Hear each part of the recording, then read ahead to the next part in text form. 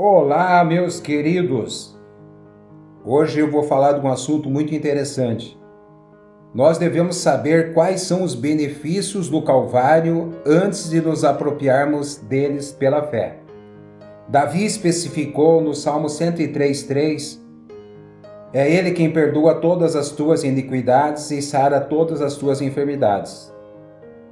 Depois de sermos corretamente esclarecidos, a nossa atitude em relação à enfermidade deve ser a mesma que temos em relação ao pecado.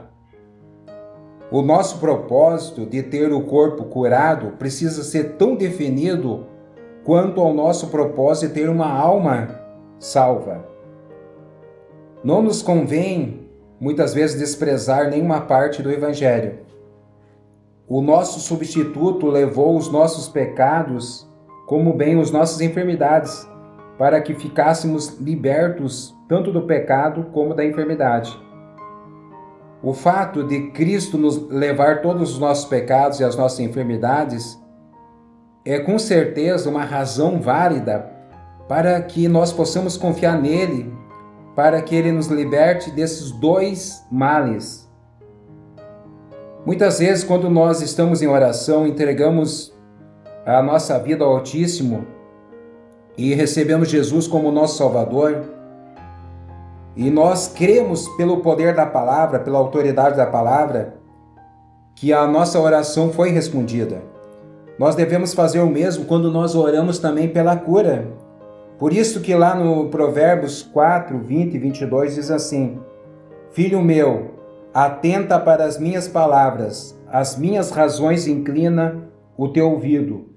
Não as deixes apartar dos teus olhos, guarda-as no meio do teu coração, porque são vida para os que as acham e saúde para o seu corpo.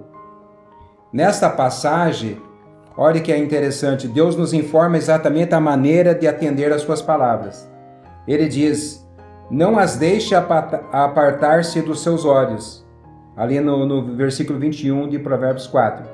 Em vez de olhar para os sintomas e preocupar-se com eles, não deixe a palavra do Senhor se apartar dos teus olhos.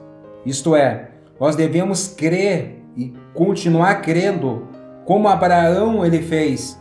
E ele foi fortalecido na sua fé porque ele creu, olhando firmemente as promessas dele e nada mais. Quando atentamos para as palavras do Pai, a palavra de Deus, não a deixando apartar dos nossos olhos e conservando em nosso coração, a semente estará em boa terra, no tipo de terra que Jesus disse dar fruto. Paulo diz: qual também opera em vós, em 1 Tessalonicenses 2,13. Quando o lavrador planta a semente, ele não a desenterra todos os dias para ver se germina, mas ele está contente por ela ter sido semeada. Ele crê que já começou a germinar. Por que não ter a mesma fé na semente incorruptível? As palavras de Cristo, as quais ele diz são espírito e vida, e crer que já está começando a germinar e ter convicção que vai acontecer o que a palavra diz. Quando os nossos olhos se fixam nos sintomas e a nossa mente está mais ocupada com os sintomas, com as doenças, do que a palavra de Deus, você tem a terra, o tipo de terra errado, aonde a semente foi colocada, e você não vai colher aquilo que você deseja. Tem sementes que são plantadas em terra aonde há muita dúvida, e muitas vezes a pessoa espera um outro tipo de colheita. É impossível semear joio e colher trigo. Os sintomas podem indicar a morte, mas a palavra de Deus indica vida. E se você não olhar em sentidos opostos da palavra, mas se você crer, depois que você planta essa semente, que Deus ele manifesta a palavra na sua vida, você tem que crer que essa semente está crescendo e que o milagre vai se manifestar na tua vida. Esta é a fé que prova das coisas que não se veem, conforme diz ali em Hebreus 11:1. Em Cristo temos a prova perfeita para buscar a fé.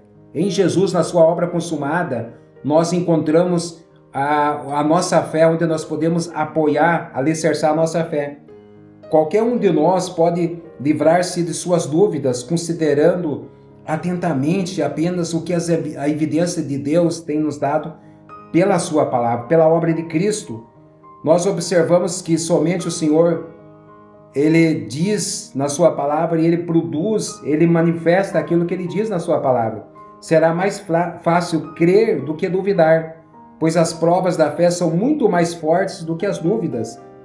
Não duvide da sua fé, creia, mas duvide das suas dúvidas, pois estas não merecem confiança.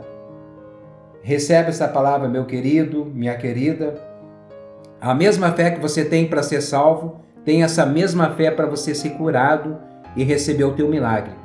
Que Deus continue te abençoando grandemente a tua vida, em nome de Jesus, e fique na paz. Amém?